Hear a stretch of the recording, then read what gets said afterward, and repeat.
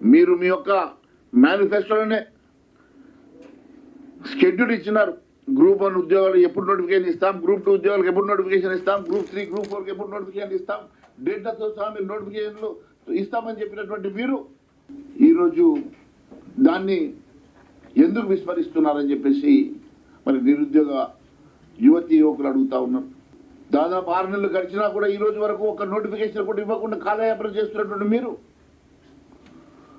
నిరుద్యోగ యువత మీద కనీసం కనికరం లేకుండా లాఠీ చార్జ్ చేస్తున్నటువంటి మీరు ఈరోజు చివరకు గాంధీ హాస్పిటల్ దగ్గర జూనియర్ డాక్టర్లు చేస్తున్న నిరసనను కూడా ఆంక్షలు పెట్టి ఎవరిని రానివ్వకుండా కట్టుదిట్టం చేసి వారిని నిర్బంధించేటువంటి ప్రయత్నం చేయడం నిజంగా ఇది అప్రజాస్వామ్యం అని చెప్పి నేను తెలియజేస్తా ఉన్నాను. అదే కాకుండా ఎప్పటి లోపల మీరు డిఎస్సి నోటిఫికేషన్ ఇస్తారు, 25,000 ఉద్యోగాలు మీరు ఇమీడియట్గా మీరు చేస్తారు, మీరు ఇస్తామని చెప్పినటువంటి లక్షలాది ఉద్యోగాల సంగతి ఏ డేట్ కల్లా మీరు నోటిఫికేషన్ విడుదల చేస్తారు, షెడ్యూల్ ఇస్తారు చెప్పాల్సినటువంటి బాధ్యత కూడా ముఖ్యమంత్రి గారి మీద ఉందని చెప్పి నేను తెలియజేస్తా ఉన్నాను.